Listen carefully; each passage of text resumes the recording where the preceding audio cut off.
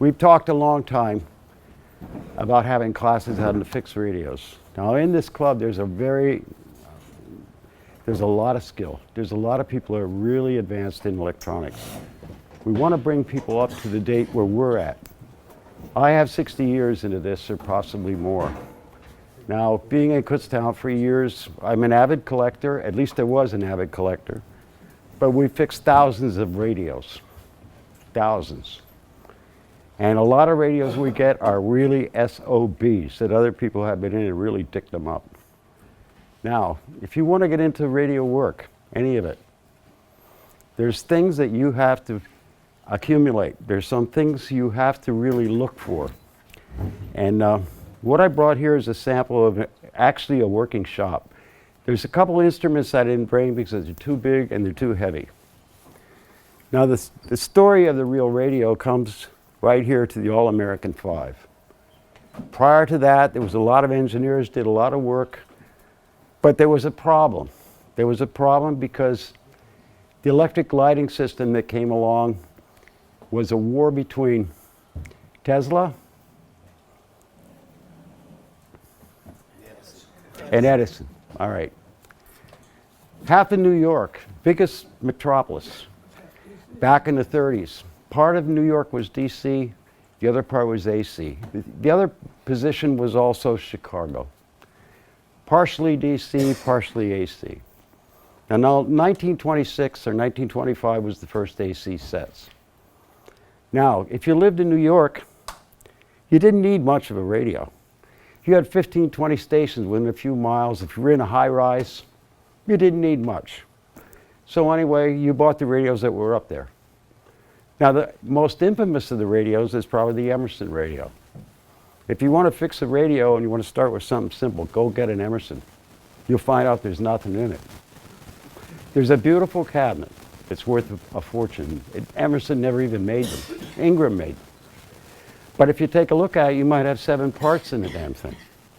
Well, they didn't need much gain. They didn't need much sensitivity because you had all these stations. Now you turn around, you could buy one of their radios for $9.95 or something like that. The reason that radio worked, the AC-DC radio, if you take a look at this circuit, we're not going to go into this circuit too much. We're going to go into about tools. But if you notice that all the filaments in there are in series, those tubes are called constant current. In other words, if you took a 12-volt tube in there and you put 150 milliamps through it, it would develop 12 volts.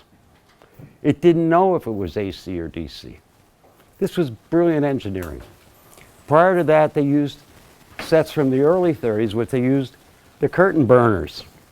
They actually dropped the voltage inside the set in the line cord. Depending where you had it, you burned your house down. That's a fact. Now, the other thing that's important about this, you always hear about a variac and an isolation transformer. This is the case where you need it. Because prior to right after World War II, most sets were not UL certified. The plug was never polarized. One side of the line went to the chassis. Now, if you're working on one of these, first of all, we always encourage you to have a variac. The reason you have a variac is, number one, when you find a set that's been sitting around for 50 years, you don't want to plug that sucker in the wall. There's a good chance if you have a console or something like that, you might burn out the field in the speaker because you have a shorted input filter. So really what you want to do is you want to bring up the voltage slow, but the variac has a hot arm on it. One of those connections is hot when that wiper comes around. So what we're saying is that's why you use an isolation transformer. That decouples the variac from the set that you're trying to work on. The other reason to use an isolation transformer is because if you don't pay attention to it, you can blow up your test equipment. A lot of times if you're working on something, if you don't have it, take your piece of test equipment, take the probe and touch the chassis and tuck the chassis you're on. You might be surprised to see 120 volts. That's why the isolation transformer is important. These are probably the 2 most expensive pieces that you can buy. Yes, they cost a lot. But if you want it's a shame we couldn't have had this before Kutztown. There's so much of this stuff out there. It was unbelievable. And especially the older equipment. The older equipment everybody wants to get rid of. They want digital this, they want digital that, this, that. Guess what? That stuff breaks, you can't fix it. But guess what? We're going to fix a radio from 1938. So you pull out the schematic. It says, supposed to read 85 volts on this particular screen grid. You come along, you take your Simpson, and I'm going to talk about this meter an awful lot. If you are a repairman, you get one of these. This is the finest meter that was out there, a multimeter. The other thing about it is they're plentiful. You buy a triplet, there's 100 of these out there for a triplet. This meter is a 20,000 ohm per volt meter. The meters that were all used in the 30s and into the late 40s were 1,000 ohm per volt. Okay? Now, that's a 1 millimeter. Whenever you're taking a reading with a meter, you're going into parallel with the circuit. In other words, what you're doing is you're drawing current out of the circuit. So if you have a schematic, 1938, all right? We're working on a set like that. You go up there and you take this meter, you go to read the voltage, it says in there, if this radio is working right, should read 85 volts in the plate. You put this on, it might read 115 volts. You said, oh my God, there's got to be something wrong in here. There's nothing wrong. But 1,000 ohm per volt meter is hard to come by. But there's an easy way to do it with this. All you got to do is put, if you have the 250 volt scale, put a 250K resistor across the input. It now brings the meter down to 1,000 ohms per volt, and it'll read right. If you're working on a Hickok tube checker, you go to calibrate it. There is no filtering on a Hickok tube checker. It's raw AC voltage. The 1,000 ohm per volt meter is needed to calibrate a Hickok. And what you're doing in there is you're loading the circuit. You put this on there, it'll read 225. You put that resistor in there, put that 250K resistor, it'll read 150. It'll probably be in 1%. Now the also beauty of this meter, this has some features on here which are amazing. Most people don't realize it. There's a thing called AC output. Okay? You don't need a scope. You could take that and look at your power supply. You could take a look at that end of that power supply right here. AC output. You can actually see the ripple, the same way the scope will do it. That blocks the DC, the AC output. There's a cap in there that blocks DC and it'll only pick up the AC. It's not peak to peak, but it'll be peak. If you look at the first filter in that circuit, the first electrolytic that's in there, okay, you will see ripple. But you go to the second filter, that's called the pi circuit, all right? The second filter should see nothing. Very, very, very little. Now, again, I don't want to get into this circuit because we don't have enough time. But what I'm going to show you here is some things that we have, some components. Suppose you want to find a Simpson like this. This is very important. They still sell these today. Now you go out and get the Harbor Freight meter and all the digital bullshit, you'll never fix a radio with those things. I'm going to tell you, you don't know what the impedance is. You don't know what this is. You don't know what the resolution is. These are very, very accurate. If you're going to look for one, you see one at a meet, bring yourself a couple resistors. These are precision. 10 ohms, 1,000 ohms, 100,000 ohms. This will read up to 20 megohms. Okay, not only does this do AC output, how about you want to check batteries? Do you guys check batteries for voltage? We don't check batteries for voltage. You go to the top, you go to 10 amp plus and a 10 amp minus, put the leads on it. This D cell is driving 3 amperes. You know that's a good battery. Because sitting there, With the high impedance meter, you go across, it'll read a 1.5 volts. Once you put a load on that battery, it's down the mud. Okay, on this table, these are the things that normally you might use. Tube checkers. That man has the best tube checker that's ever out there. That's the one he checks his tubes with. That particular tube checker is a military grade set. That'll run a 6L6 at 450 volts. Even the best portable Hickok.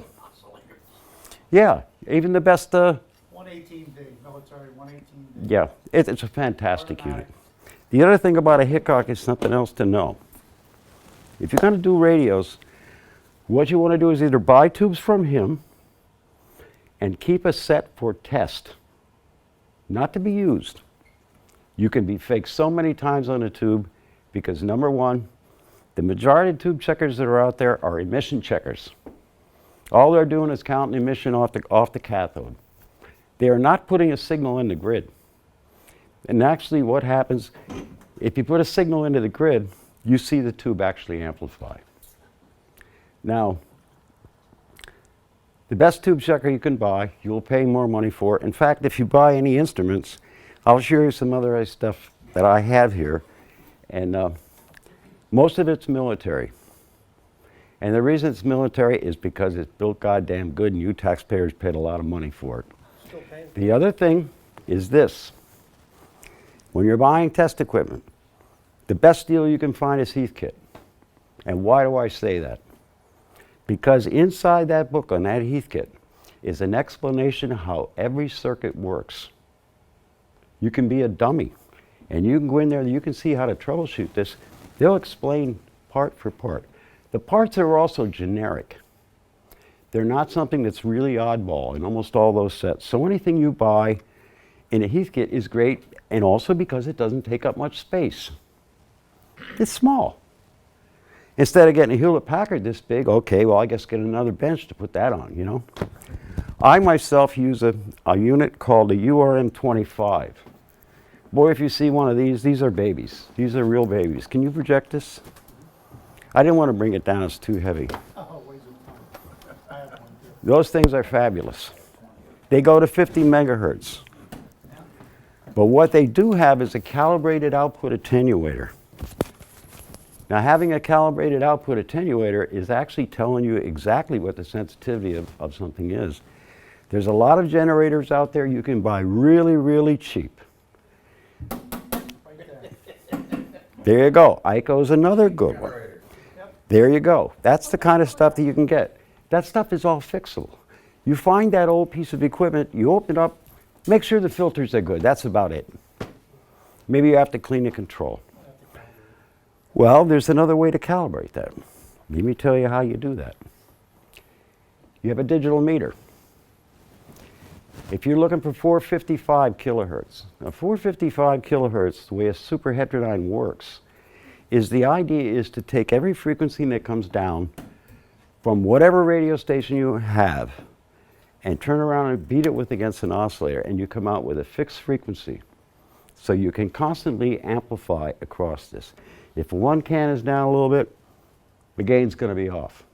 If you find the older radios with the IF cans in them, with little adjustments on the top, I guarantee you they'll be off. They're always off. But then again, you take the Simpson, put it on the AC output, put it right across the speaker leads. You go in there, start turning that can, all you'll see that, on the lowest scale, you see that signal starting to walk up. You cannot hear the difference. It takes 3 decibels of change in your ear before you can hear a difference. This thing will show it to you right away. This is how you get the gain up. Okay, we got that. So you don't have a tube checker. So you come in and say, okay, well, I don't have a tube checker, I can't afford one. AC-DC set comes in. You turn that on. Bring it up with a Variac. You just see no lights, no pilot light, no nothing. Plug your tubes in. See if the filaments are open. Bang, you can fix one in 2 minutes. All right. Don't have a signal generator? This is all primitive Centaur equipment. This is stuff I got when I was 16 years old or 15 years old. Puts out an audio signal, 400 cycles. You want to hear if the audio is working? Put it on the center tap of the volume control. Okay, we got the audio section. Now, we're talking about a radio, no matter what it is that you're working on, 90% or 80% of the power is in the audio stage from that power supply. The rest of the stuff draws peanuts. That's a fact. If there's caps in there, they're shot. If you have a capacitor checker, which is, I have a picture over here of a TO6. You can pick these up for peanuts. Where's the TO6? Okay. All right, these are always going to be out of calibration. But guess how you calibrate them? You know those little yellow caps that we could buy? I have a $3,000 cap checker. And when we buy those caps, those are precisely made. If it's a 0047, that's exactly what it'll read.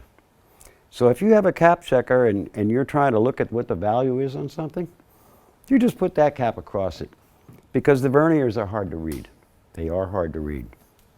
The same thing with any generator. Any RF generator, A200C, a unit that was sold for many, many years, through the 30s, late 30s, up into 50s. I see them in the shops who are still in the 60s. Again, the calibration is very, very hard to read. Okay? If you want to find out where 455 is, take your little $10 transistor radio, whatever you have, or the one with a digital readout, turn it up to 910. 910 on that radio. Then tune your generator, and all of a sudden you'll hear this beep when you hit 455. The one will beep against the other. You just calibrated your generator. So now you know that works. So in other words, what I'm trying to say is the items that I brought down here are things that you can buy really cheap. Yes, I do have sophisticated stuff. But basically, this is all you really need. Here's another thing. Don't laugh at these. Never laugh at these. Most of the people that have an iron, they sit there on a socket pin and they're sitting there and heating and heating and heating and heating, waiting for the solder to melt. You're heating it too long. Once you break a pin off, you'll find out what it's all about. The other thing about it is, hey, look, you can snap the other one off. You can leave the other winding on there. It's not going to hurt nothing. Just get a little turn. But when you're doing it, use the finest solder you can get, not the plumber's solder. This makes the big stuff makes a mess. As long as it's rosin core, you only need a little bit. That's all you really need. Another thing, when we fix the radio, these are available. These are actually really beautiful, very cheap. This is a watt meter. Now, when you look at most of your prints, you'll see on there, this draws so much current. If the radio's working right. Now, we're talking like transformer radios that are bigger. You might have a lot of problems in there. To keep the power transformer within its range, you take this and you plug it in the wall, plug the radio in this. You can watch the current on that thing. You can see what the wattage is. You can see if there's something wrong in there. You can see if the transformer is going to give you a problem. Now let me tell you something. We're going to get into other radios in the future. And that water can, if you have it, cut the cord off it. Because you plug that into the wall, baby, you're going to kiss it goodbye. There was never enough copper in their transformers. But Philco, every transformer they made from 1920 on was good for 125 volts. We have never replaced one. They'll work in an AK. What burns up in the AK transformer, believe it or not, is the fact that the tubes at the time were 2 volts. 2-volt tube draws 300 mils per tube, plus the pilot lights. Pilot light is 1/4 ampere. Okay, you take the tubes and you start at the currents. You'll see that you're running 8 or 9 amps of filament current. That's a hell of a lot of current. And that's why they burn up. As soon as you get over 100 volts on those damn things, that filament current starts to go up like, it just goes ballistic. And they do sell a replacement for it, but the real secret is find a Philco transformer. No junk Philco chassis that has a power transformer is not worth saving. Okay, what else do I have on here? I know I don't want to get, I've been yakking all night, but this is a fabulous book. This was put out by Girardi. There's a lot in here about IF instruction. There's a lot in here about ballast tubes.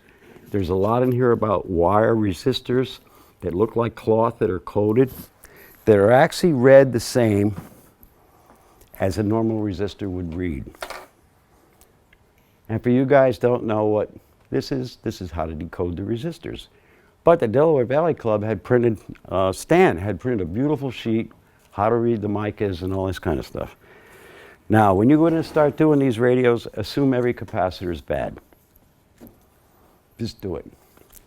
The other thing you got to know about it that you're going to find out is once you change those components, that radio is an analog system. It no longer is tuned to what it should be. It has to be realigned. And it's a very easy thing to do. We'll actually probably do one down here and show you how it's done. Let's see, what else do I have here? Here's a nice tool. Solder sucker, couple dollars. When you got a big wad in there you want to try and get out. Here's a cutter. When you cut it, it holds the lead so it doesn't drop down in the chassis. These are alignment tools. They're not metal. The reason I say that, when you first hit the first can that has high voltage on it and you go in and short it out to the case, you just lost an IF can. And the worst you could do is on a Philco, the Philco Cathedral. The little studs that sit out the back, they're hot. They used to originally have a little grommet across them, a little metal grommet to keep you from going in there. Go touch one of them and see if your eyeballs will light up. Okay, here's another little tootsie for working around solder connections. If you're not good at soldering, cut the part off. Just make sure you remember where it was at. The bottom of the radio, when you're looking at it with octal tubes, is clockwise from the key. Okay, if you're fortunate enough and you find one of these, you can do everything from the top. You just plug that in, the pin numbers are right on there. Use a little alligator clip. Some of these, you can take your readings up there, up top. You don't have to hang it upside down or whatever. All right, what else we got here in toys? I was going to show you how a battery, you could check a battery, a D-cell battery. Put it on the 10 amp scale. Don't put it on anything else. The 10 amp scale's up by itself. And you'll know how long that battery's going to last or how good it is.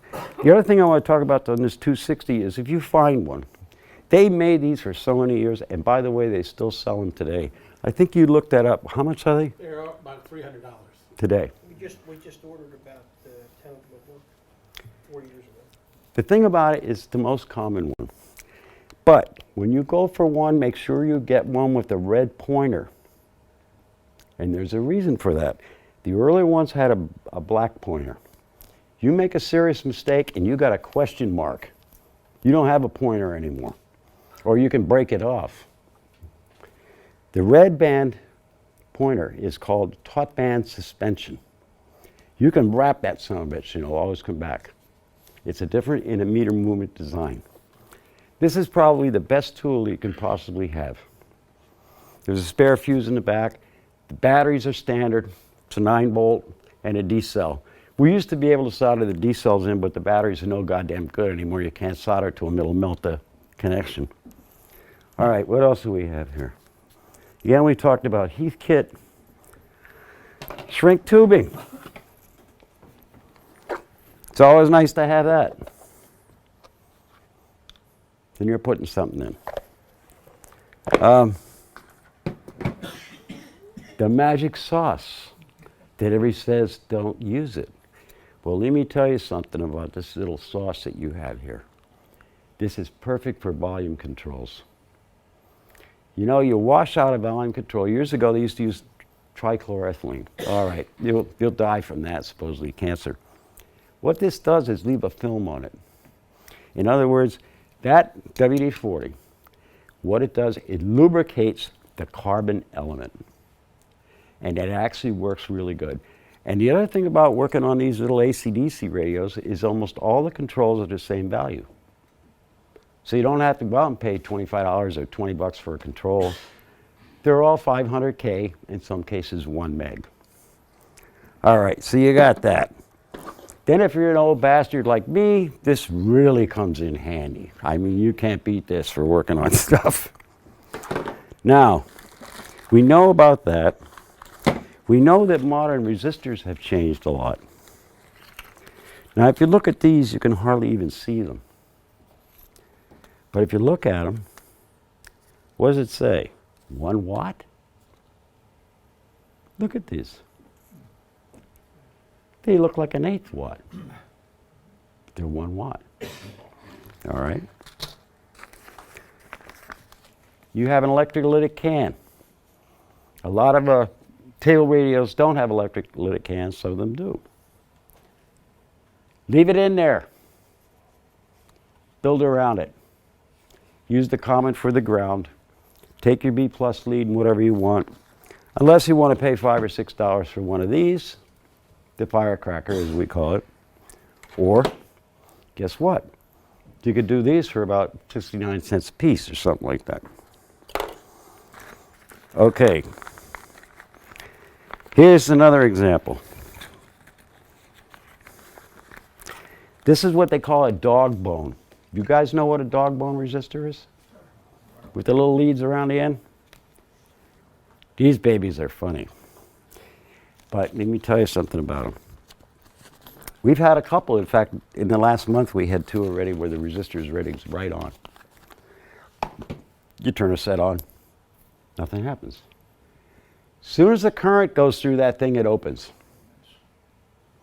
When it's cold, it looks all right. Okay? And there's another thing you could probably use if you wanted to, is probably spray mist, whatever. Let's see. Here's some more components that... now, if you see any Tiger brand capacitors, this is a Philco version that reads .02. It's all over the planet. The ones that I'm talking about, I couldn't find any. They were all in the garbage. These are the black things that the audio guys want to put in their amps to make them sound better. Well, baby, I want to tell you what. No wonder there's no audio output tubes, because those suckers are leaking like a bastard. These make better resistors than they would capacitors.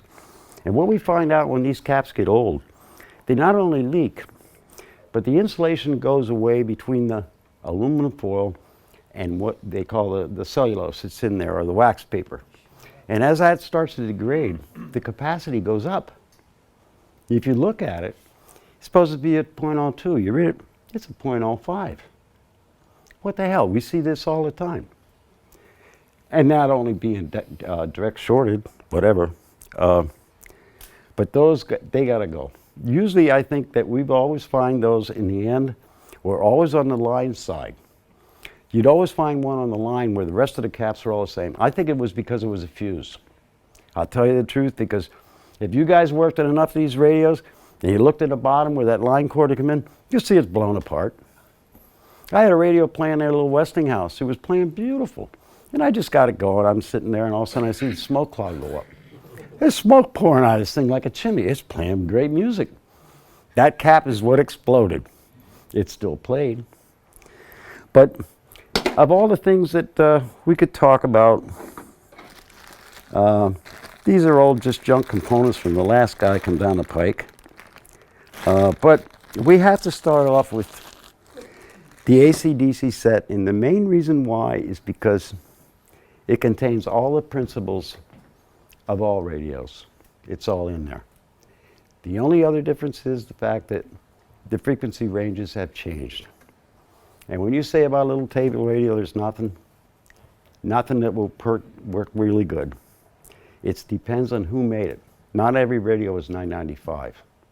The worst radios made were Catalans. I think the money was in the case.